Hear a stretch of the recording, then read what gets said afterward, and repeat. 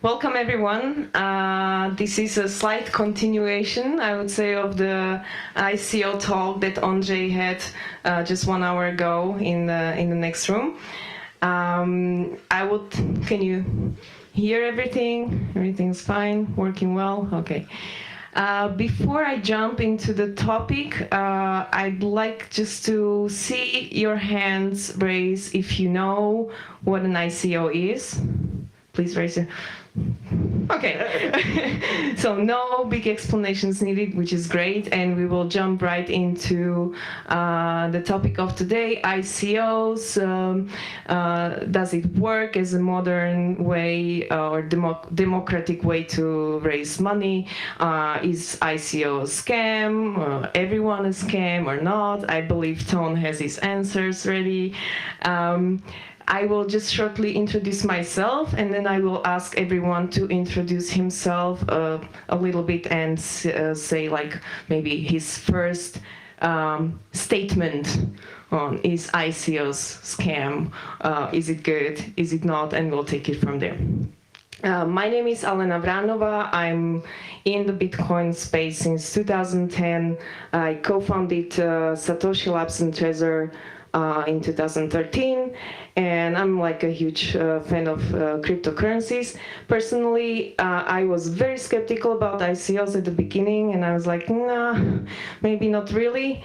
But then I, started to reevaluate, and today I think that if it's done well and has some solid team and solid idea and actually is solving some problem, it may be a much better way to fast forward the team and the project than the current way of standard VC money funding and so on. Here's Pablo Coirolo. I'm handing over to him. Okay. Hello? Yes, hello. My name is Pablo Coirolo. I'm originally from Uruguay, South America. I was CEO of Telefonica for Uruguay, so I come from the corporate world. And I spend in M&A and VC for 10, 15 years in Latin America. And then I headed to Europe, to Germany. And that's where in 2014, I entered the space, the Bitcoin space. I'm one of those that started in '92 with the internet and had that, oh my God, experience. And my take on ICOs is, I think this is an incredible opportunity in time for entrepreneurs to realize their visions. And this is the way to fund it. Hi everyone, my name is Tone Vase. I come from the traditional finance environment. I got very interested in Bitcoin in early 2013. That brought me into the space. But I've always been critical of ICOs from day one, starting with Ethereum, which was an ICO. For multiple reasons, I'm sure we're going to get into them. It's hard to even summarize, but yes, there are lots of good ideas, but everyone thinks that their idea deserves, tens of millions of dollars to be funded, which isn't true. And the world has had over 100 years of laws that were specifically designed from strangers soliciting money from other strangers. And ICOs have created a platform where all of that is now thrown out the window. And we can talk about, whether the projects themselves are good or not. That's debatable. But I don't think that a solution to, well, we don't like it that the governments get to print money, so the solution is everyone in this room and everyone around the world now gets to print their own money or their own security with promises that the ICO would do something with no one checking over whether they're going to do it or not. Everyone. My name is Andrzej Pilny. I come from the Czech Republic. I would say I'm the youngest one, so I don't remember when the internet started. I was probably still a very small baby. And last year, I co-founded ICO Index, which is an ICO tracking website. We do due diligence of ICOs, and we try to distinguish between the scam ICOs, the junk ICOs, and then the rest, the legit ones. And my take on ICOs, I think there are a lot of great projects that can revolutionize the world, and they can disrupt the traditional industries. And I think a lot of these ICO projects, they have a chance, they have a standard chance. But the problem is that nowadays, in 2017, there are so many ICOs that they don't understand the tokenization model. They don't understand why they should have a token, and they raise money for projects that shouldn't get funded through an ICO, but rather as a startup. So I think there are a lot of chunks and a lot of scams, but still there are few that are very interesting. Now, do you think, because since I'm in the Bitcoin space for a few years, and there has always been these tendencies like, yeah, it's going to be regulated, it's going to be banned, and so on. And some people that have lost Bitcoins because of, some bad services and hacks and scams in the space, they've been calling for regulation, right? And so my question to you is, do you think we need regulation at all? What kind of regulation, if you think so? And Tony's ready to answer, so I'll start. It's not about whether we need regulation. The regulation is there. I mean, there's plenty of regulation that's around who you can get money from for your projects. Now, if you don't like the current regulation, you can try and change that regulation scheme. But the regulation has always been there. The difference between Bitcoin and ICOs, Bitcoin is actually decentralized. ICOs are not. It's like one guy, and the more popular and the more famous the guy, the more money he will raise from unqualified investors. So there's nothing decentralized. There's no innovation in the ICO itself, other than it's built on top of Ethereum, which is its own ICO. And now people are building ICOs on top of Ethereum to build ICOs on top of their ICOs. And it becomes a giant house of cards. The regulation is there. If you don't like the regulation, you got to try and change it. Now, it's different than money, which is what Bitcoin is. I always say the governments can easily make Bitcoin useless, just eliminate all laws on money laundering and allow people to use their money freely. And then the only use case Bitcoin has is it's a deflationary currency instead of an inflationary currency, and we'll see if that's better or not economically. Hopefully, I'm assuming it's better. I hope it's better, but yet to be proven. And but yeah, so I'll leave it on that, because it's not that we need new regulation on ICOs. The regulation is there, and people are just getting around it by getting unqualified investors, which I don't think is a good thing. I have a different take on that. We've had 400 years of regulation everywhere. None of this has stopped a guy named Maddock from scamming $65 billion. That's almost the market cap of Bitcoin. Bitcoin today is 76 billion, I think, there if you check. And one single guy in a very regulated market, with complaints of the SEC telling them from 5-6 years before the crash, telling them that, look, this is a scam, and we still got scammed. So the question is, do you stop innovation because there are scammers, or do you promote for different entrepreneurs to actually realize their ideas? Because there's also other things. Everybody says, yes, we have a VC market, and I've been there, and 80% of the companies that are funded by VCs fail. So we need to separate what are scams and what is the normal business process. I don't think that additional regulation is going to stop the scams. What I do think is that this is a unique opportunity in time where entrepreneurs are able to raise capital and be able to realize their ideas without the intervention of the VCs. And last year, VCs raised, I believe in the States, something like 56 billion. And we've already raised $1.2 billion in the space. And the idea that, we're here to protect grandma, there's no grandma investing in ICOs. And if Not yet. somebody says that, Maybe in Korea. maybe not even in Korea. So I think that we really have to do a reality check and say, where are we? What will we obtain by over-regulating this, something that's just really new? And this is, we're in the initial baby phases of this. Everybody's taking this like this is the stock market. The stock market does $5 trillion a day. So I think we have to spawn innovation and let this grow. And yes, I think things like yours are interesting because what they do is they help people discern between scams and not scams. How do you do that? I just want to reply to that real quick.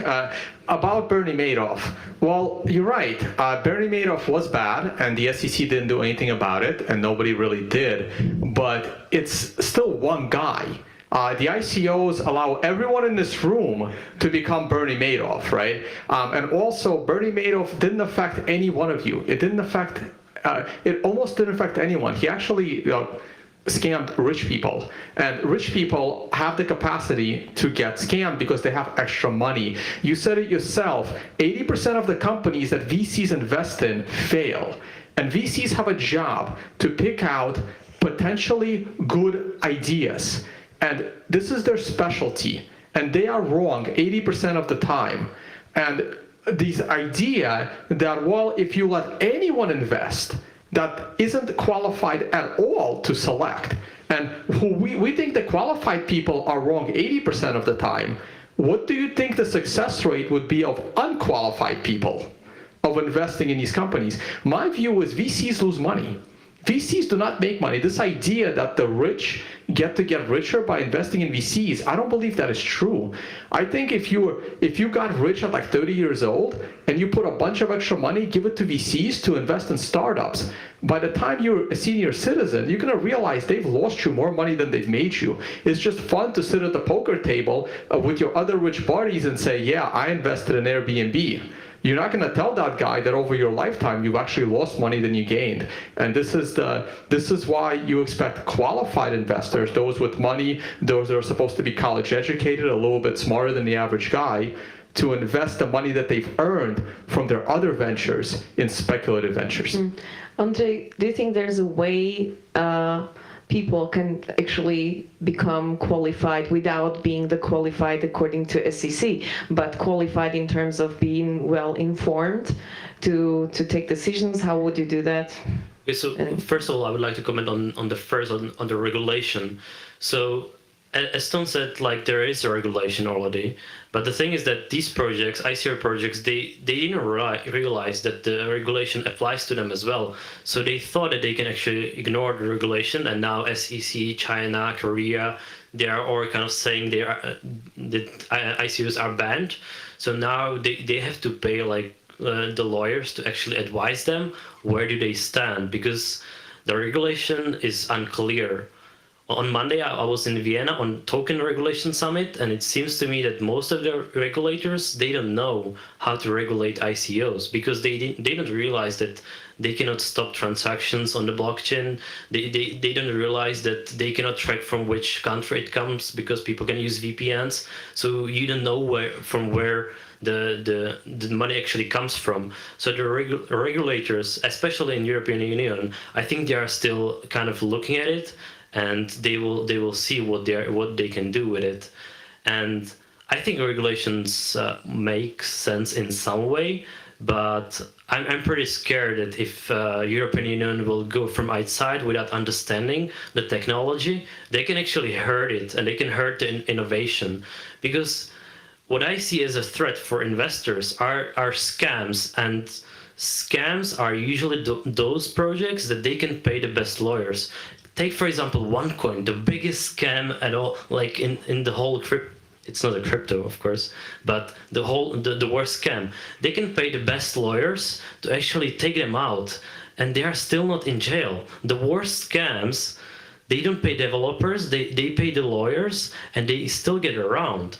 So these regulations are still not as effective as they should be So get down these scams. And what they do is they actually hurt the innovation, and all these startups, they are legit. They need to hire lawyers as well, and they need to spend a lot of money because they don't understand the regulation. So they, for example, 10x is one of the most interesting ICOs. They had to pay $100,000 for their legal advisors, and for a startup, that's a lot of money. 100,000. They can use it to pay one developer for a year. So I think regulation should be a regulator should be observing the space, but shouldn't be stepping down. And what we have in a community, we have a self-regulation. So now you can see a lot of ICOs. What they do is they self-regulate. What they do is they take steps further. They go beyond the regulation, and they do things to provide investors transparency. So they, for example, they try to be transparent as much as they can. They give the investors all the information they need, and they do KYC or regulation, even though they don't know if they should. So what they do is they self-regulate themselves because they don't know the rules. So I think it's effective. Can I ask a question? So which IC, so in the, let's say the top 20 by market cap, which of those ICOs did your website consider scams, and which ones are not, that are in the top 20, or are they all legit in the top 20? From the top 20, anything off the top of your head? Yeah, from the top 20, there's one scam that I'm sure it's a scam. It's a Ponzi scheme. It's called BitConnect coin. It's a just Ponzi scheme. It works as a Ponzi scheme. It looks like a Ponzi scheme. It is a Ponzi anything scheme. else that did not pass your radar in the top 20? There are definitely some. Or close enough to the top 20? Do you mean like as a scam or not? As a scam, and then we'll talk about like 2 examples that aren't. I would need to check because these top 20 it changes quite often. Right. Like in the vicinity. Something people heard of is what I'm going with. It is a scam. Yes. Which one? So the Besides BitConnect. I think one was called LAT. I think someone mentioned it in the presentation before. LAT token or something like that. Okay, so which ones do you think are legit ICOs? Ethereum. You think Ethereum is legit? Okay, yes, anything like not as popular as Ethereum you think is legit? Okay, list. Because for me to argue Ethereum is very is a long conversation. Okay, so for example, Lisk. Lisk. Is Lisk the loaning thing? Pardon? Is that the loans? Lisk. No. It's I would say from a basic perspective, it's similar to Ethereum, but with the difference that they use JavaScript, or the developers can use JavaScript. Okay. Develop on top of their. All right, so I'll briefly mention Ethereum and why I don't like Ethereum and why I've always been skeptical of Ethereum from day one. I'll make it quick. I have 4 points on Ethereum. You have 1 minute. Sure. One is regulatory. I think they broke all of the laws on securities by creating a token that didn't even exist a year in advance as an investment vehicle. The second one I think is technological. I don't think their blockchain can scale. I don't know anyone that's able to maintain the whole blockchain. The third one is functional. I don't believe contracts need to be decentralized because no one is censoring a smart contract. And the last one is economic. I think it's completely crazy to create an app token. I don't recall Amazon charging Amazon stock for their products or Netflix charging Netflix stock for their products, but Ethereum has an idea that you have to create your own currency / security in order to pay for a smart contract, assuming smart contracts are even needed to be decentralized.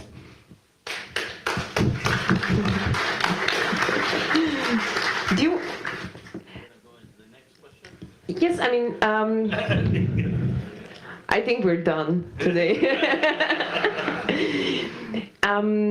Now let's look a little bit into the ways to explain and to approach tokens from the regulatory perspective. There is basically a lot of uncertainty in this field, especially in European Union. USA is taking some steps. They issued certain guidelines. Now there is the SAFT project, which basically builds on a agreement for future tokens, which would be kind of like framework allowing you to raise money, give nothing back, and then basically give a promise that once we launch our system that has some coin inside, you will get those coins or those tokens. And so regulators basically distinguish, also those that I spoke with distinguish between a utility-based token, something that you need in order to use that system, or some equity-based token, so which is basically a promise of future revenues or some profits bound with these tokens. Now,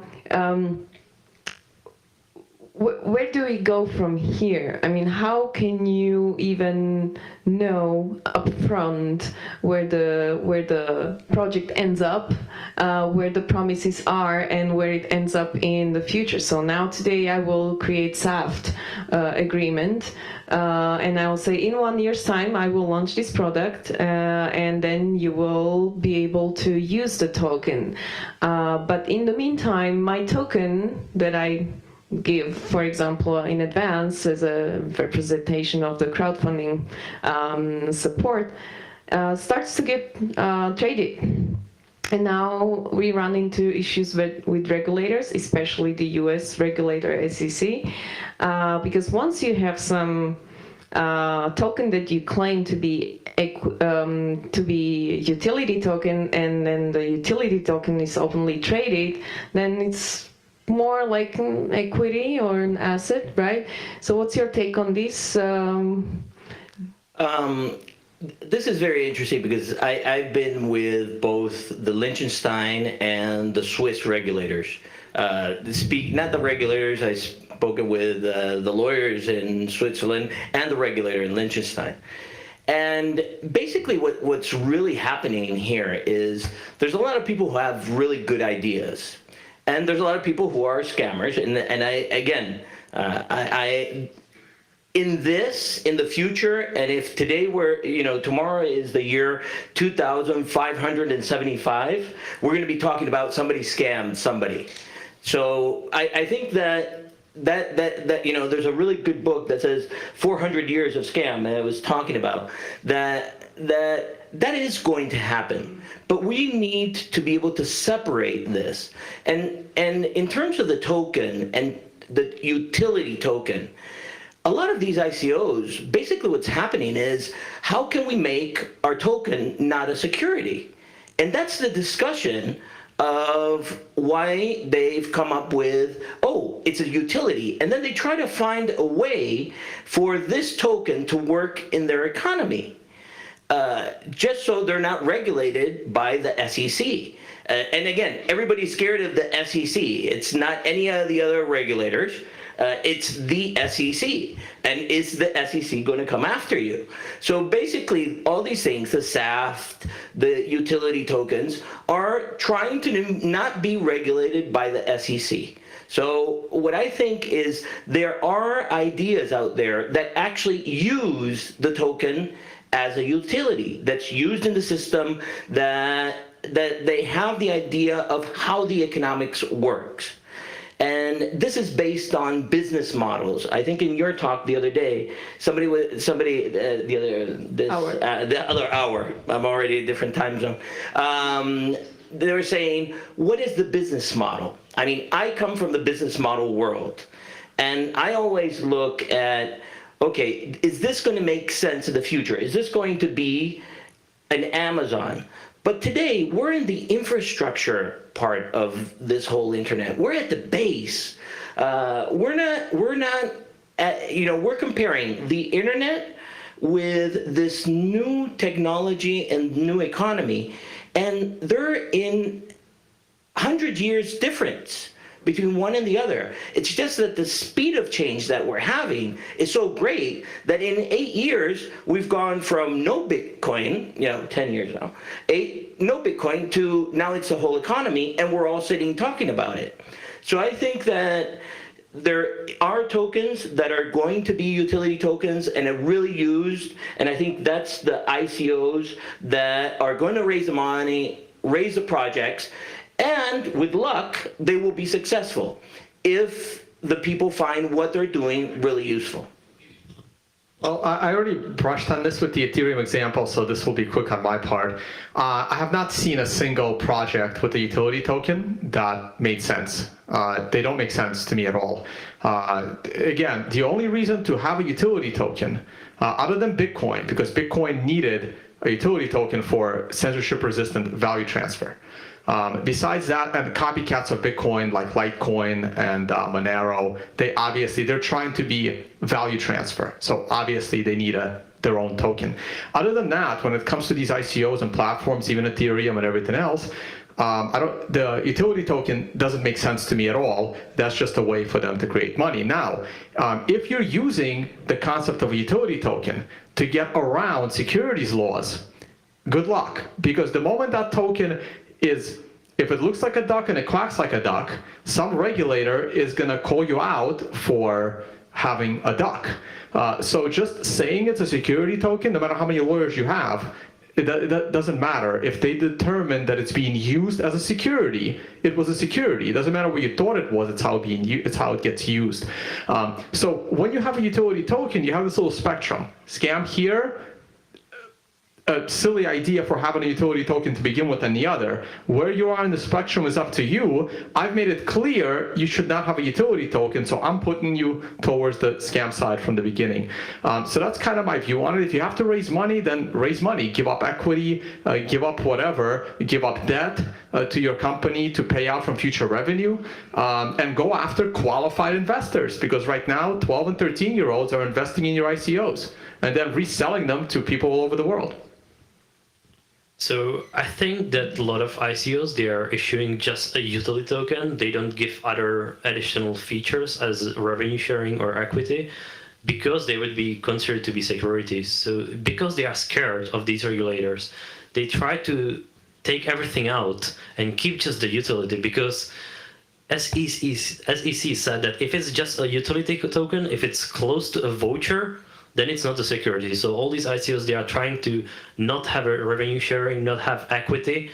And that's why now we have so many utility tokens opposed to other projects. And I think that a lot of projects don't need tokens. As you said, I think it's completely correct. From technological perspective, the tokens in most of the cases doesn't make sense at all. But in some cases, it is essential. The token is essential from the game theory perspective. How to incentivize people to participate in your platform, how do you incentivize developers, how do you incentivize other people to create something on your platform. And if you have this token, then you can pay these people in tokens, not in money, and then they will start developing, they will start contributing to your platform. And from crowdfunding, you have also crowdsourcing, because you crowdsource all the people around in the community that they get the tokens. And I think the tokens are not just from technological perspective important, but from the game theory are important in a lot of projects. Just one more quick comment. I mean, there are utility tokens in the world today, but they're all pegged to something. Like casino has a utility token, right? You walk into a casino and you buy the casino chips, but they're pegged to the local currency of the jurisdiction of that casino. Airline miles kind of work the same way. But even if we think of the most people think is the most useful utility token being Ethereum, if the world needs decentralized smart contracts, it will be done on Bitcoin, which is a much more secure, more stable blockchain with a much less volatile currency, the Bitcoin over Ethereum. Like they're just not needed. I think we are running out of time shortly, but I would use the time that remains for allowing you to raise your hands, and I'll probably distribute the mic. Hope it's on. Try, please. Just a quick one for Tony, because I just want to clarify. Did you say that it's okay to steal from rich? That's what in this country, there was sorry. In this country, there was an attempt to build a regime around that. It didn't really went very well. I didn't say it's okay. I didn't say it's okay to steal from rich, but in the case of Bernie Madoff ran a hedge fund. A hedge fund is a speculative vehicle designed for the rich because it's very speculative. So you expect the rich people investing in that hedge fund to have the resources to do the proper due diligence. And it's unfortunate that it wasn't done, but at least the people that he scammed had the resources to do proper due diligence, as opposed to people with only $1,000 to their name investing in even more speculative things. Yeah, but don't you think, like, today we are talking about the democratic access to financing, but when in reality you look at the way ICOs work, you always have some certain limits to enter, and those limits are $5,000 or $10,000 just to start. Yeah, and there's a reason for that. Yes. And then most of the ICOs have pre-funding secured, so that means they talk to VCs. They talk to big whales, and when they, open the ICO and they want to raise like 200 million, all of a sudden they have 50 million already. Right. Yeah, we didn't even talk about the whole pre-ICO concept where you hand out a bunch of tokens to your friends and influential people for free or very, very cheap. You have them pump them up, hype them up, and then you sell it to the crowd. The initial investors get out at the top, and not the top, but early on. And then the people that bought it first think they can just sell it and get more money. I mean, again, this is the kind of stuff that regulation attempted to eliminate. I'm not saying they did a great job, but it was better than nothing in that regard. And I had one more thing to say, I already forgot, so I'll move on. No, but are they really then scamming the normal small people, or is it not really the case? And then also the money that flows in, is it really the money that it looks like optically? Because those people who are investing now into ICOs probably jumped into Ethereum very early on. So their real investment into that, and that those may have been early Bitcoiners as well. So in reality, when someone invests $1 million, it may have been 1,000 or 5,000 in the beginning, right? So is it really the case that we're scamming poor normal people here, or are those people actually informed and actually know the risk that's out there? It's very interesting because I was listening to you say the things about the ICO, and I swear I heard IPO, because that's exactly what the IPOs do.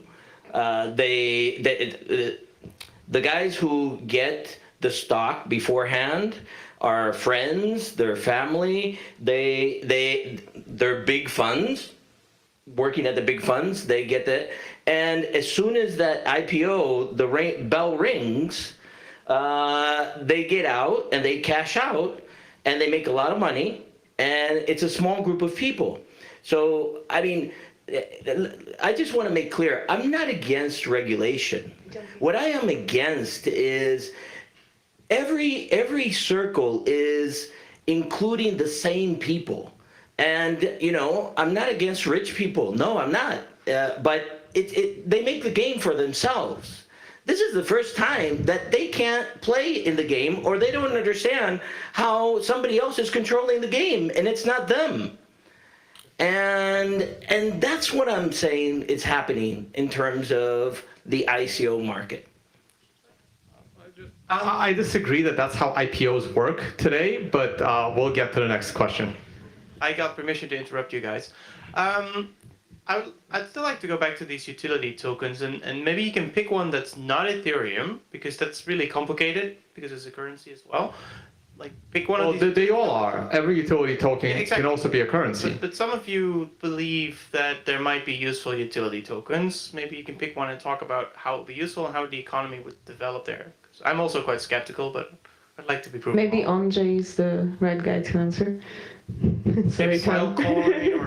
So the question is, how do these tokens work, or what is their usage? Which one do you think is useful, and how would that economy develop, and why would they use that token, not just Bitcoin or some other currency? Can I just clarify, like a utility token outside of the Ethereum business model, which is a token to build more tokens on top of it. So is there a utility token that isn't used to build more utility tokens? That's a very good question. I would say we are still in the early days. So like I would say there are a lot of tokens that they kind of say they are utility tokens, but their utility value is still very low because the projects are, I would say most of the ICO projects, they are still in the development phase. So as soon as they come out from the development phase, when they actually develop the platform and the tokens will be used on their platform, then the utility value will increase. And now like there is a utility value and then there is like the speculator's price, because if you see the prices of tokens, this is not the utility value, this is speculation. So I would say most of these tokens, they are raised in value not because they are useful, but because of speculations. So I would say the speculation increased the price at the moment. And the utility value is very low for most of the projects because they are still not developed. That's completely correct. I just want to say one thing. So in the traditional VC model, the VC invests money for equity, and it's their job to make sure that whatever was promised is being developed. Is there anyone holding the ICO issuers accountable for whatever it is they're doing with the money that they have raised? No. And what's the actual liability in the VC world? I'm a startup. I get millions of dollars funding. I fail. What's my liability? You don't know. I don't know either. No one knows because those ICOs that failed, they kind of like disappeared and they just vanished. They vanished from the exchanges and people forgot about them. Your liability is that the SEC will get you like they did with Josh Garza and Paycoin, and not like Big Vern that was able to cash out millions through Coinbase and run away. Mm-hmm. So, now you're back to relying on the government to catch these people because no one here is going to. Okay, next question here, please. I'm not very big on governments, catching people, because if you see most of the people that they catch are really not the big scammers. They'll catch one and make them as an example, but you have an Enron where how many people are in jail for Enron? I think they're still in jail actually, but just my view on regulation. Look, I love Bitcoin. I believe in Bitcoin. I think a person should have the ability to spend money any way that they like, but the things that they're spending their money on need to somehow be checked that they're somewhat legit. So I'm against all know your customer laws. I'm against all money laundering laws. But yeah, if you're going to solicit money from strangers that aren't your friends, aren't your family and close friends, there has to be some form of regulation. You can't just get money from strangers randomly. But I think that once you have money, that money should never be criminalized. Okay, please, let's give space to our audience. So I'd like to pose a question specifically to Tone, being the ICO skeptic. So if you think about the value proposition of Bitcoin, there might be two interesting aspects here. So if you think about privacy, control, and uncensorable financial transactions, we don't really have many opportunities to invest in other kinds of financial assets that are bearer financial assets. We used to have bearer bonds and all these kinds of things. All these things are pretty well tracked by the DTCC, I believe, in the United States and the SEC. And certainly there's opportunity to censor me and my financial assets. So that's one aspect. The second aspect is what Bitcoin offers really well is known verifiable scarcity.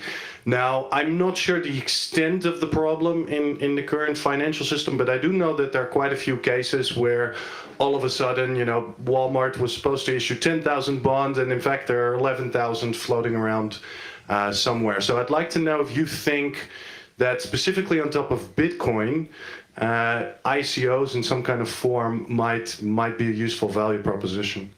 I'm not sure about that very last part, but I may have to think about that one. But the very first part you mentioned, this is why I don't have a single dollar in anything outside of Bitcoin. This is why I think Bitcoin will be the only one that succeeds. This is why I think there will be only one blockchain, like we only have one internet. And then everything else is just uses the internet, just like many things will use Bitcoin as the censorship-resistant, unconfiscatable value transfer. And that's why I believe in Bitcoin, but everything else is just the reincarnation of everything tried before, only on top of Ethereum, which I don't think is gonna last. So I would like to ask to the pro-ICO part of the panel, again about utility token. Assuming that this platform do need a crypto token, let's assume that. Assume that this crypto token cannot be Bitcoin. As Stone said, probably, if you need a crypto token to pay for the service, you just need to integrate Bitcoin. But assuming that is somehow infeasible or not possible, and this doesn't damage the project itself, creating more friction. Assuming that there is scarcity, because in most cases there is not. What is the reason why everybody should think that this utility token, even if it makes sense, and even if the project gets realized, will increase in value? So why do you think that people is investing in utility tokens? Because even if a utility token makes sense and the project is realized, the price of that, the price of a service of the platform will not increase in time.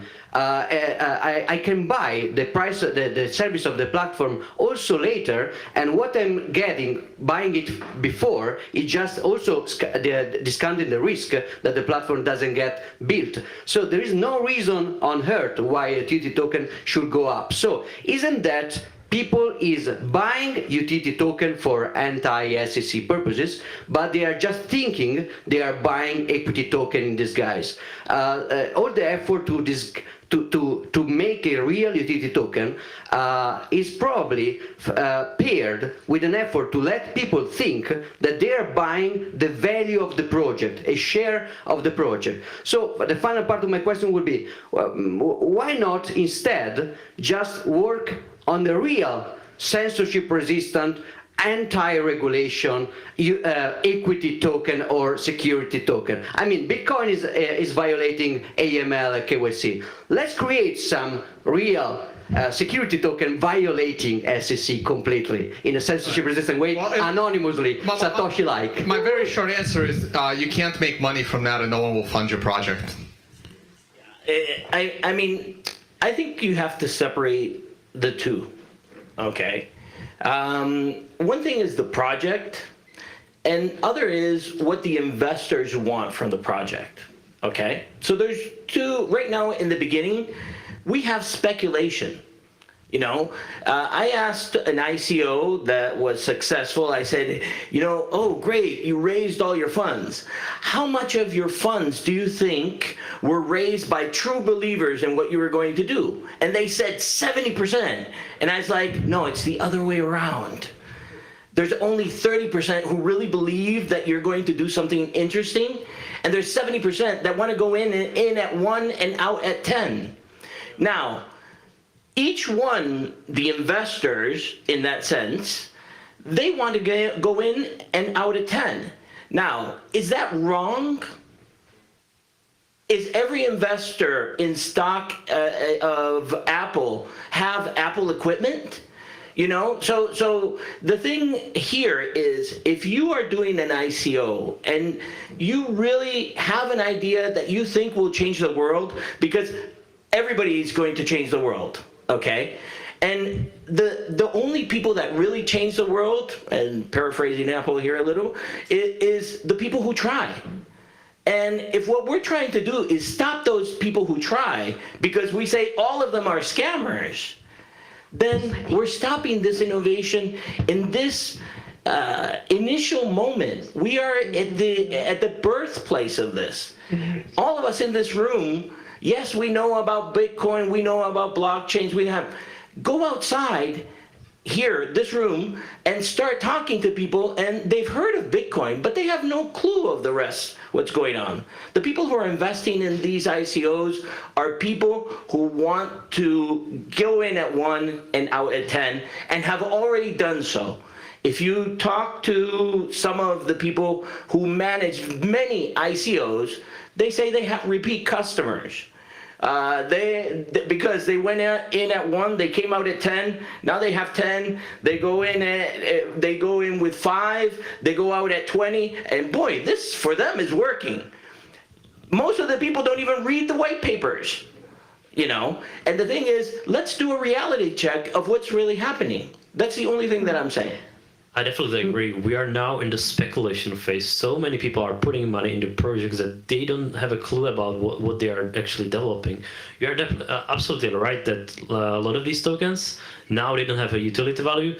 They might have in the future. And they speculate only. Most of the people speculate that these tokens will have value somewhere in the future. We are in the same phase as we were in the dot-com bubble. Does someone remember pets.com, or have you heard about pets.com company? Just few people. So pets.com was a website that was selling dogs and cats food to people over the internet. Great idea, right? Maybe it was Amazon. Pardon? It's pets.com was Amazon before Amazon. It was before Amazon, maybe, yeah. It was Amazon. That was actually a great idea. Amazon did it, but they just didn't know how to do it. Right. Yeah, they didn't know how to do it because it was too early. There were not enough people on the internet to buy pets food. So and this company had like maybe hundreds of millions of valuation. It was just speculation because people expected that once the internet will be big, this company will also have a value. But they failed. So now we are in the ICO phase when it's just speculation. No one actually knows which of these tokens will be in the future useful. Just few of them. I was talking about it in the presentation there next door, and I was saying that 2% of all the tokens could be actually useful. Maybe it's even less. I don't know. We are still in the speculation phase. As you said, most of the people they participate in ICOs is just because of money. They want to speculate. They want to earn money from that. So now we're in speculation phase. And the idea is pets.com is Amazon. It's the same exact thing, and this is why. You let qualified investors with money to lose invest in these things, and once one of them actually shows itself, it goes IPO officially because it's been vetted and it's legit and it has revenue, and then you can buy it. Everyone is mad at Facebook. Well, guess what? Facebook IPO'd at 40. It was overhyped. Within a month, it dropped to $20. Any one of you in this room could have bought Facebook stock at $20. Today, Facebook stock is like $250. Could have made 10%, it could have made 10x on your money by buying Facebook after Facebook has beaten out dozens of other social media networks. But if you invested in every single social media network as a pre-IPO back in those days, you probably would have lost all your money because there's no way you would have picked Facebook. You probably would have picked MySpace. And this is why you let the qualified investors be speculators, and you can buy it right after the IPO and still make good money. People are upset Facebook is making all the money on your content. You could have made 10 extra money. All you have to do is buy Facebook stock. It's still available right now today, and it's a legit company. Listen, it's interesting. We have 1 minute, and I would like to give a chance to this lady here to give her question she's been waiting for. Anyway, we all know that most tokens, shit coins we have now are chewing gum wrappers. They're not utility tokens. They're like collectibles, beads or shells. At the same time, I believe that it's a fundamental right to actually be able to print your own currency, right? So the question to the whole panel is, what is your dystopian scenario? Imagine there's no regulation, there's no ACC, there's nothing. And we just all allowed to print our own shitcoins. What is dystopian scenario? Is it like Chinese grannies launching their own ICOs? Like, what would it be the worst thing that can happen? Thanks. I'm not a big fan of everyone printing their own money. I think it's a complete disaster. No one would know what's valuable. America had this problem in the 1930s when Andrew Jackson eliminated the Second Federal Reserve Bank, and every bank started printing their own money, and no one on the other side of the country knew if the money was legit or fake, and the Secret Service was created as a primary means to separate, fake money from real money. It's still the primary objective, and protecting the president is second. The question is not fake money, like copies of other money, but your own money. And for example, Europe has a huge history of local currencies that have had a specific purpose, and they were valid in that point Right, of but they're time. very local currencies. But in this case, you want to export that. Like if you take some European village and you take their money outside of that village, everyone is going to look at it as monopoly money. No one is going to accept it. It's all right, but for the purpose and the space where it has been used, it was valid. It was not a scam. Right? I mean, I think I agree. Everybody can print their money. It's not a question that you print the money. The question is, will the market accept it? And in the end, I think, is it going to be Bitcoin, which I think it is? Is it going to be something else that we don't even know about right now? Right now, everybody's thinking on Facebook, Amazon, whatever.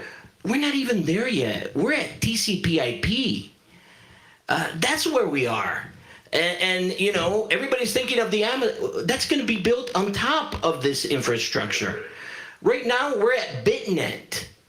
I don't know if, well, most of you might remember BitNet, but that's where we are. And the thing is that we're trying to regulate Amazon when we're at TCP/IP and connecting to routers. So I think if there's one thing that you take out from here, at least from my perspective, is think really where we are and think that if we stop this at this moment, there's not going to be innovation. There's not going to be this brave new world that everybody wants to create. Just a closing thought. In the dot-com bubble, like 98 to 99% of all of those IPOs, they failed and they went to zero.